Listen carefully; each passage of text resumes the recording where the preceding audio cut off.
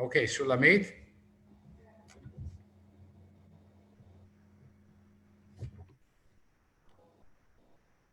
So we're just going to wait for my dear wife to tell us that we're on the air. My mother's name was Shulamit. Ah, really? I like the name. I didn't meet a lot of Shulamit, you know? It's not a common name. Are we live though? Are we live? Alex, Ken. Okay, so Alex, we're ready to start now. And we start with the jingle.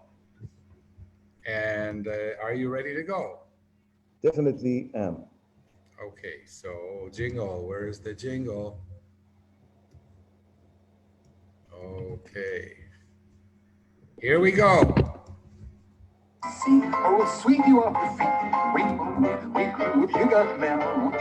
Ease your legs, rest a while. All you gotta do is smile. We're swell, can't you tell? You got Mel. When the show begins, you better hold on real tight.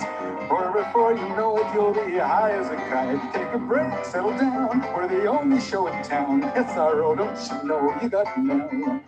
Give it up, don't think twice. We're a hurricane on ice. What the hell? Give it yell, ring a bell, show and tell. Mademoiselle, give it smell. You got Mel.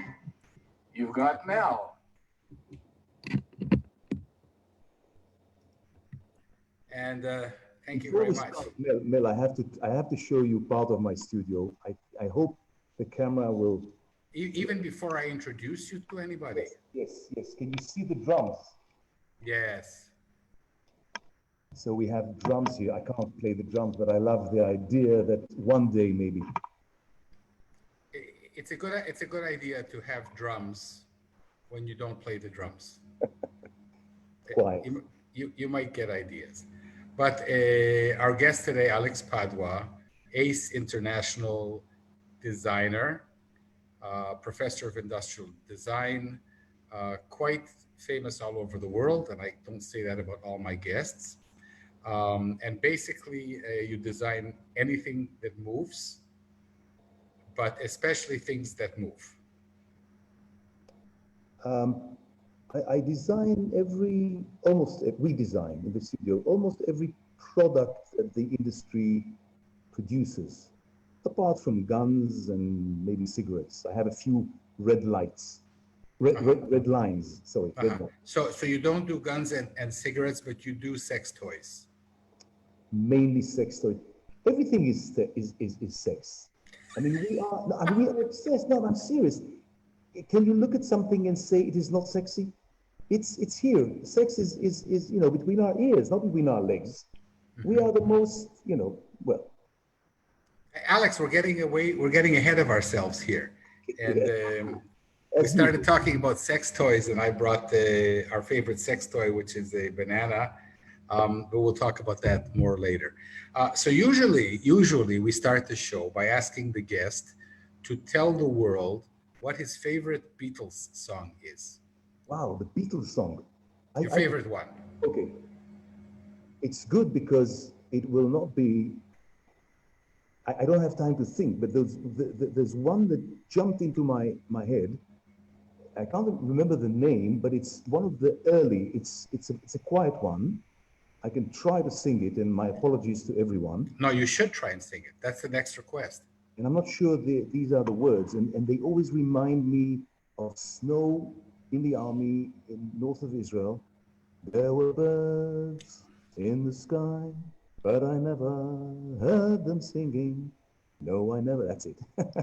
Wow, you have a gorgeous voice. Thank you very much. Can we say goodbye now, and I'll retire at my. It's a lovely song and very romantic, and I was in love at the time. A lonely soldier. You were in love with the snow. With a very beautiful girl. And what happened? And what happened to your snow queen? To what? What happened to your snow queen? She's still beautiful, and nothing extreme happened. So you didn't get married to her? No, to someone else who is as wonderful. And you're happily married for a long time? 28 years. Whoa! I started late.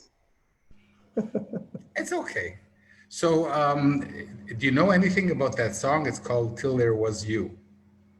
I love the song. It's beautiful. Okay, so you picked a lovely song that the Beatles didn't write. At the beginning of their career, Really? they sang mostly songs that were covers. Really? Wow. Yes, and this song is from a musical called The Music Man, I and chose I chose a fake it, song. it's written it's written by a guy named Meredith Wilson, I think in the 1940s, You know, and most people don't know that. how do you know that? I Well, mean, because I teach courses in popular music, I have to know. amazing. So Alex, that was wonderful.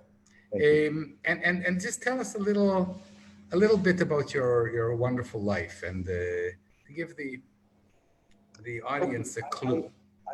I had an interesting conversation with young designer that is working with me. Akil is a graduate of Shankar, and I told him, for some reason, my story, well, the last 25 or 30 years, as a story, it seems very wonderful and maybe not very common, but I wasn't happy. I studied in England. Sorry, something is itching. I studied in London in the best conditions, the best school, people, the most really gifted people from all over the world. I studied car design in Royal College of Art. And London is beautiful. And I had a great scholarship. And I was taken by Citroën in Paris, and I love Paris. And I worked. I had a beautiful flat. And as a, how shall I say, as a facade, it was beautiful and wonderful, but I wasn't really happy all these years. It was fine. I didn't complain, but I wasn't happy. And it took me a lot of time, and I agree with your definition. I have a lovely life, full of problems, full of, but basically, thank God I have a lovely life. And it took me years to appreciate it and to be able to enjoy to enjoy. I was in New York just the last minute before the corona with my kids, and I found a great book in one of the small bookshops in the village where I can spend years. And the book is by Kurt Vonnegut, the American writer.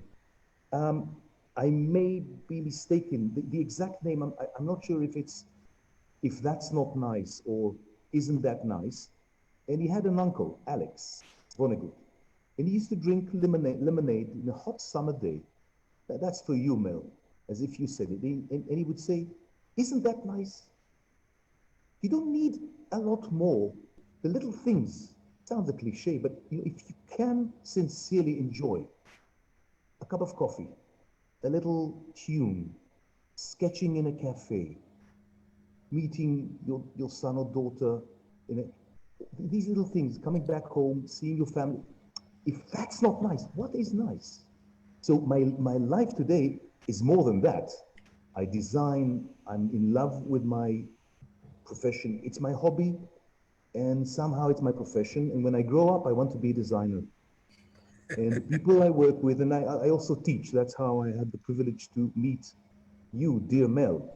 Um, I really am privileged meet these amazing people, young people who are curious and a bit crazy. You cannot be a designer if you're not a bit. In Hebrew, there's this slang called you have to be scratched, sarut. That means you're not 100% normal. You cannot be normal. Who wants to be normal? So yes, my life is great. I've got the studio here, and I'm in Tel Aviv now, and I like sitting in. I just came from a cafe doing sketches. Can you believe me? The minute You're a very brave person to Why? sit today in a cafe. Oh, it's a cafe that you've got the 4 meters between. It's a very spacious place. One of the things we don't talk about on the show are sex toys and the coronavirus. Okay. Everything else you can talk about. Okay. So So we're not going to talk about the sex toys you designed today, but you love everything that you design.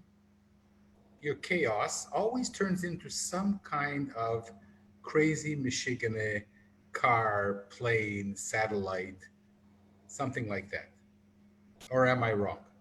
You have this penchant for sexy cars, buses, trucks, and you actually designed real buses. Yes, I designed several buses, and you can see them running on the roads. And I think you're right. I think that at the end of the day, it doesn't matter whether it's a bus or a medical equipment or a coffee machine or anything. I believe it has to be in a way sexy. Sexy is a very obviously cliche word. What is sexy? Do you want to caress the car? Do you want to make love to it? No, but sexy is probably something very, very. When we say sexy, it's obviously to do with the relationship between us and objects. Something that is that you cannot explain, that makes this magic, that you really want to interact with the project or with a product, or I mean, there's so many products, and why choose? Why love one? It's like human beings. Why are you attracted, not just sexually, but to a friend, to a person, it's a magic, and I don't think anyone can really explain it. We had a small, beautiful presentation today in Shankar physically because it was a very small group of, two groups of 8 people. It was a mavot to car design, which I taught. An introduction Yeah, exactly, introduction. to car design of all things. Yes, yes. It's more than car design. It's an approach, and you cannot really explain academically, unlike science, which is your domain. Design, you cannot explain, I don't think, maybe a good poet can, why something is working visually, composition like. What's this magic about? But that's what we are trying to achieve. A lot more than the cliche of the sum of the ingredients. This chemistry, this alchemy should be happening at the end of the day. Whatever you do, if people are using it, something magical should be there, not just another object. We have enough of objects or products. So a lot of what you do is non-verbal. You know me, I like to talk and I can't shut up. But at the end of the day, I don't think anyone can really explain the mystery, not even writers or poets. And I think the mystery is. But Alex, this is 1 second. This is bringing us to the subject of today's interview, because there is a method in our chaos. Okay, you're talking about teaching things that cannot be validated. Absolutely. So run with me here. You have your finger on the very sensitive, paradoxical thing. Academy, we have people paying and making amazing efforts to be accepted to Shankar, to our department. They come and I tell them that we're going to introduce you. The first year I teach it, first, introduce you to this amazing world. And I cannot really guarantee that I know how to teach them design, but I will do my best to work with them. So in my course at Tel Aviv University on popular music, an engineering student criticized me. He said, there's a lot of what you're teaching that cannot be validated. That's a compliment to you. No, so I want you to comment on that. You also love music. You actually cannot do anything without music.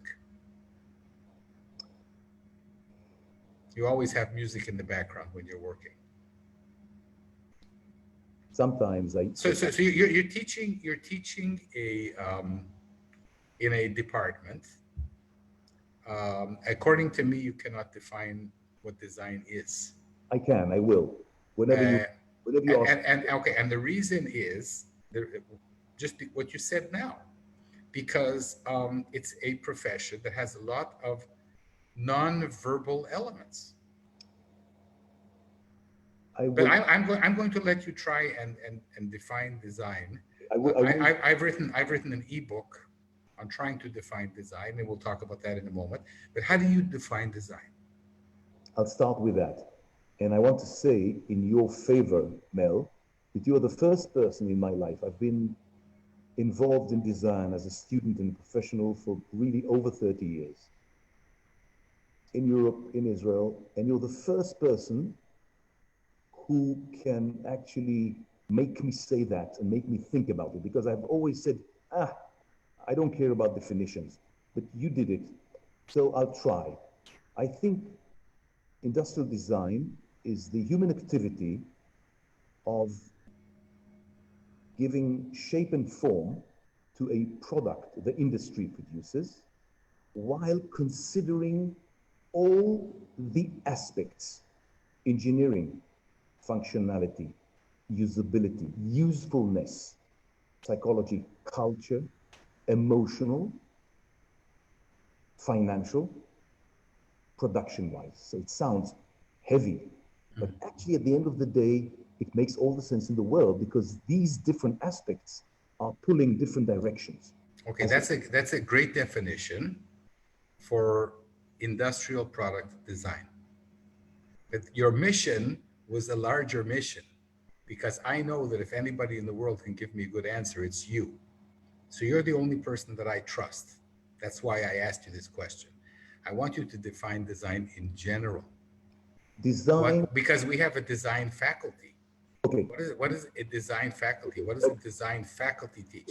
I can tell you what a biology faculty teaches. Okay. Design as opposed to art.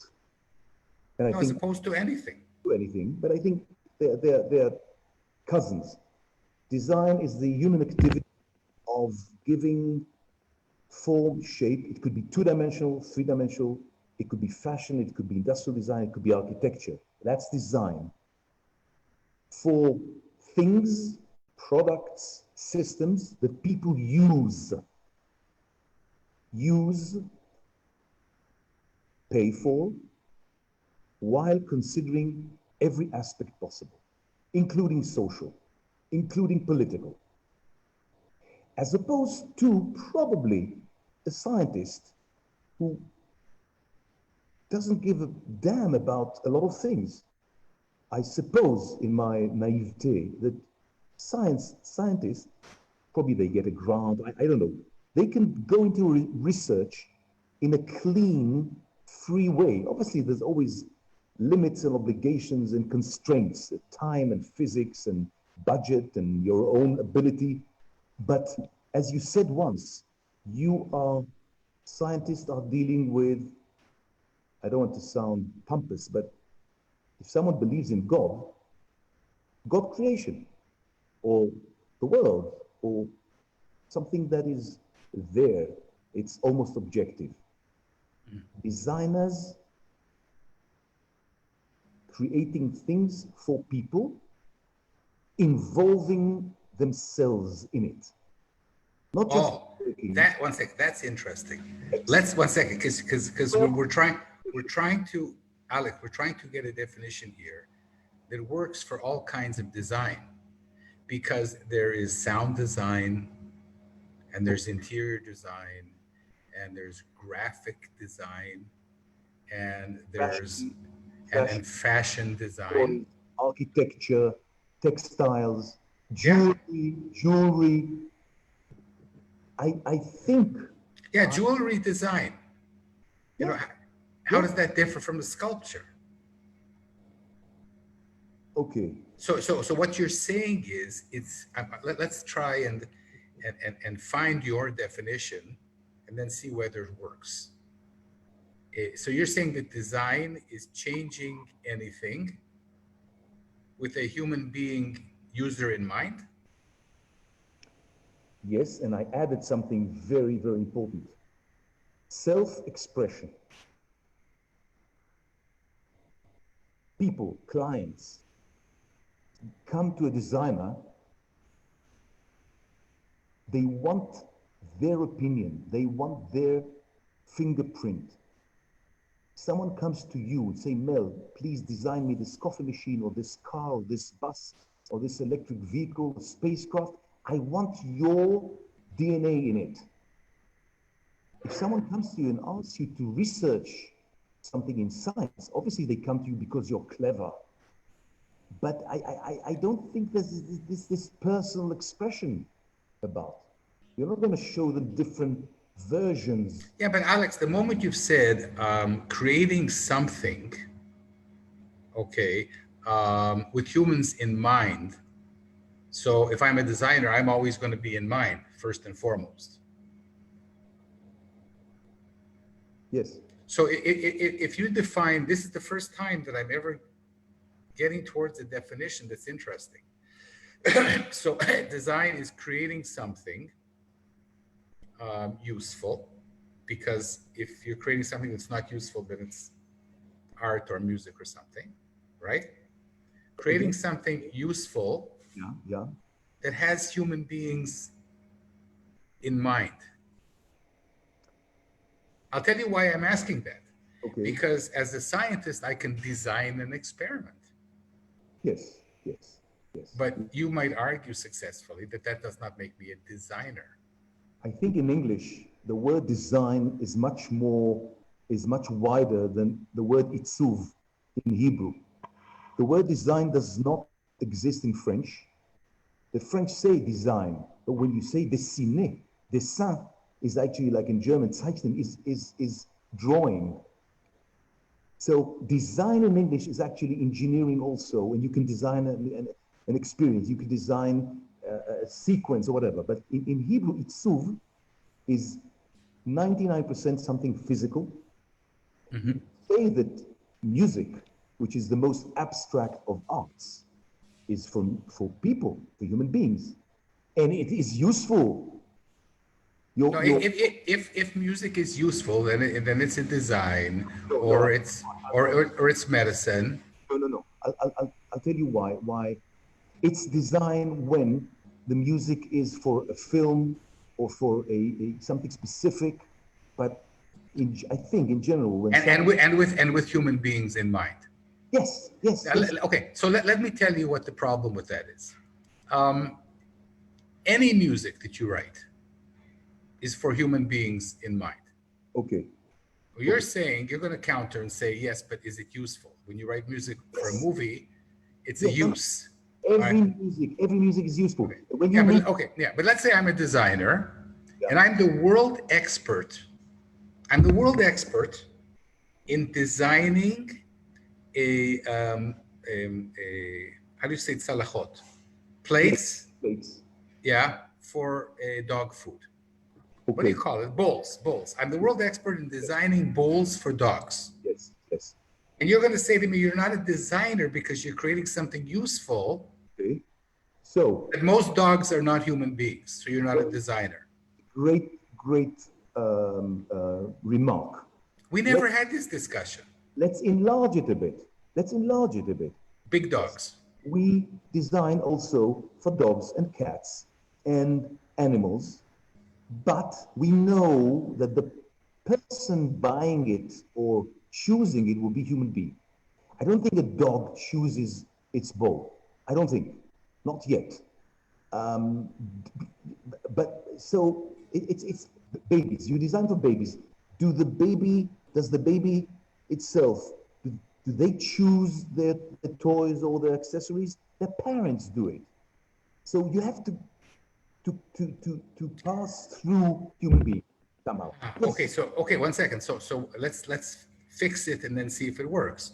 So design is creating something useful with the customer in mind. Yes. And the customer could be non-human. Yes, that's good. Okay, but then when I design something for you, you see, okay, let's say I come to you, and of course I want you to put the Padwa touch. What's the name of your studio, by the way? Padwa Design, yeah. Exactly. So I come to Alex Padwa, who charges 6 times more than everybody else. Of course, I want you to put the Padwa touch on it. Otherwise, why the hell am I coming to you? But I could go to a guy who just finished Shankar College, or God forbid, Bezalel, and I could say, design me something without you. Design something for me. Is it possible? No. Is it possible? You tell me. I say I would save a lot of money not going to you.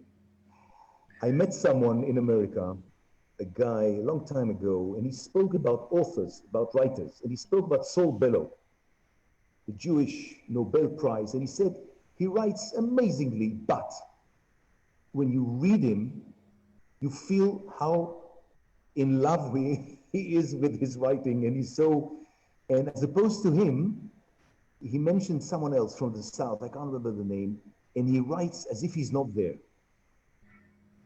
Almost objectively, which is impossible. It's impossible.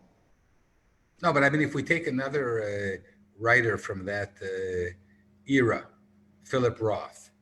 Yeah, another. You know that he's there in every sentence, and that doesn't bother you. On the contrary, it's. Of course. I read him for that. Exactly. Yeah, but if somebody writes a novel, okay, and he's not in the novel, he's writing about a historical event or whatever, you might like or not write or not like the novel. You could argue that every artist is first and foremost writing for themselves. I know that as a writer, I just wrote about that yesterday. I don't write children's books for your children. And I don't write children's books for my children. For yourself. Of course, for the child inside me. So in that sense, I'm a designer. Hey, hold on. So what's that? When I'm a scientist, I'm not a designer, even though I design experiments. That's because I don't have the customer in mind. I have the truth in mind, if there is such a thing. Even though the university is paying for my research. I agree with you. And I always say to myself and to my students, the first client is myself. If I'm cooking, and I don't like what I cook, no way, I will not continue. I have to hide myself, and I'm a difficult client. So if I come to you and I say, I have $10 million, I want you to design a car for me that nobody else in the world has. So what you're telling me is you're going to design a car for you, and then you're going to try and convince me that it's for me. Also, if I don't like it, if it doesn't impress me, if it doesn't do something for me, I will not show it to you. It has to cross this barrier, this hopefully high, how do you say raf in Hebrew? Barrier. If I'm bored, if I'm repeating myself, forget it. I'm not going to. I have to impress myself. But Alex, don't we teach our students? I'm saying we, but it's actually not me. Don't you teach your students when you're designing something to go hide in a park and see how people use it when you're not looking at them? Sure, not hide, visibly outgoing and talk to the people, watch them, observe them. Sure, learn everything from them. You asked me, Alex, do you know what designers should learn from the world? I said, what? You said everything. And I agree. Nothing is irrelevant. Nothing is irrelevant for designers. We know nothing. We're really burim. There's no paradox. There's no contradiction. You look at people, you observe them, you work with them, but you create from within, and there's a lot of vectors pulling in different directions. At the end of the day, there's a budget. It has to be cheap, it has to be this, it has to be that. There are all kinds of rules. The plastic doesn't come out of the mold. You have to consider so many things. But who cares? At the end of the day, the result should be like that. Again, I said today to the students, make every effort. You know this already, it's a mantra. Make every effort in the world so the product, the design looks effortless. natural, as if it was just there. Okay, so I'm running ahead to the question of giving students grades, accepting them to Shankar, giving them grades, giving them evaluation. I've sat in with you on multiple oral colloquia where one professor says, "Oh, this design, this park bench you've designed is terrible," and another one says, "Oh, it's really good," and a third one says, "Neither of you know what you're talking about. It's not a park bench, it's a garbage can." And then the student comes out and he goes home and he says, I really don't know that I'm going to get a good evaluation unless I design exactly what the teacher wants. Then I know I'm going to get 90. God forbid. God forbid. You know, that's how it works. When I was a student, it happened to me a few times. My undergraduate BA was in Israel. Two places was Cholon 2 years. Then I went to Betzalel 2 years. And when I noticed that I have in my mind the teacher when I'm designing, I knew it was wrong. And we do our best, not always successfully, but we do our best to relieve the students from this horrible situation. What you described before, you know, different teachers say different things. It is not very common where teachers really argue. Someone says black and the other one says white, but it happens. And I think it's an honest demonstration of the world. Afterwards, you go out of the world, you design something. Some people will love it, some people will hate it. Maybe these are maybe the most successful products. Okay, at HIT, we had a wonderful professor who's world famous. And he designed, I think, lettering or something, sold them letters for, you know, fonts, sold them for hundreds of thousands of dollars. And he was almost denied his bachelor degree for this project of his fonts. The world is full of these things. The Royal College of Art, in which I studied and I taught, I was a visiting lecturer, didn't accept David Hockney. And they were running after him for years, begging for him for mercy. Can you please come and accept the doctorate, the honor, until he said yes. So Alex, a person like me could never study in a place where you never know how you're going to get evaluated. How do students agree to this torture chamber, which is studying design? I don't agree. I think having said all this open, undefined, you know, thought, at the end of the day, you come to our lessons and I think you can understand. No, your lessons are amazing, but I think that you stand out in the faculty. I mean, you're the only one whom I can connect with as a human being and as a teacher. First of all, it's my privilege. You remember, Mel, I saw your presentation. I didn't know you. And I was like that, and Yuli was there, and I started to say, wow, wow. And you said, well, I didn't pay this guy. You are also not very standout. And I think... Yeah, this is the program where I interview other amazing people. And thank you for the compliment. You can, when you have your own program, you know, you've got Alex, you can give me a call. And I will be delighted. And you know that I love to be a guest in your class.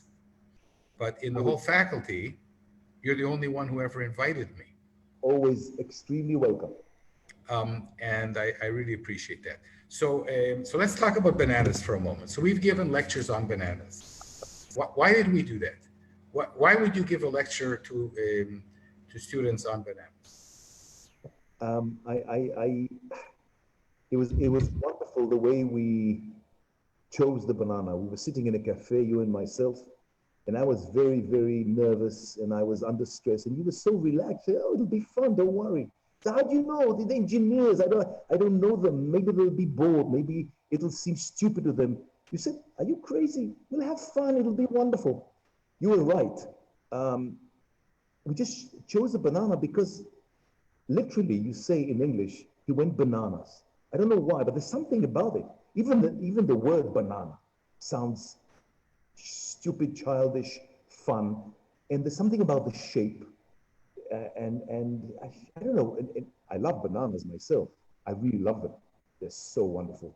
Um, I think an apple is less interesting. It's very round. It's less sexy than a banana. Let's face it.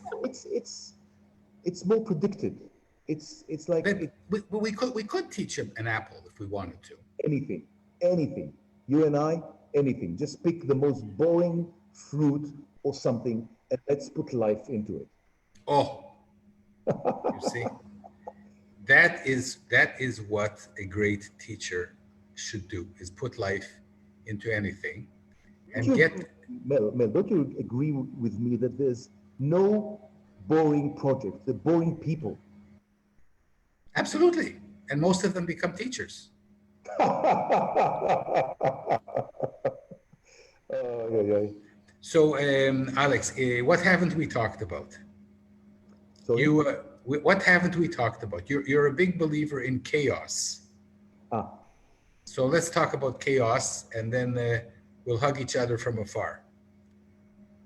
I had a meeting with a few friends, close friends. One is a cinema photographer, very good one, international. The other one is a writer and a journalist, an amazing one. The third one is a very successful and honest lawyer, believe it or not. They're all very creative. They're not designers. And I asked them, I said to them, you are all very creative and you come up with things that are not, you cannot, how did you do it? There isn't any method. You cannot really teach creativity or innovation. It happens. And in order for something new and worthy to happen, you need some kind of a chaotic something in the way. You cannot build it systematic in science, in music, in cooking, in football, anything. You really want something new? You should abandon the safe way. You cannot hold something and expect to fly. You want to fly? Leave logic, leave anything systematic and do something crazy. If you can, you must.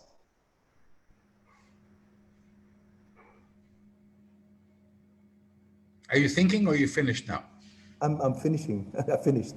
I mean, I can speak for hours, but I think No, because it's very funny. The reason that I'm so interested in design is because I'm very often excluded. No, so I'll tell you a story before we leave. At HIT, I was on the faculty of design. They really liked me. And then I came to another place where they didn't like me except for you. And what happens when people don't like you is you say, well, why not? I invent things, I write children's books. Why exclude me? Because I don't know how to cut leather. I don't know to make a good 90-degree chair or table. And this is, like you say, it's something very personal. But for the first time since I arrived in Shankar, I think that I have had from you a good definition that does exclude other people. Because I would prefer now at my age to do useless things that are fun. And at the end of the day, a designer is judged on starting with the useless like you do, starting with the chaos, but at the end of the day, have something that you can manufacture cheaply and produce at a high level. And that doesn't interest people like me at all. I think you must be part of a team teaching design. I really believe that it's a must. In my next life, perhaps. Because some people may have been wrong and some people were clever enough to, for me, it's obvious when I saw you that someone like you and yourself should be like a, how do you say, catalizator, like a catalyst in English. Catalyst.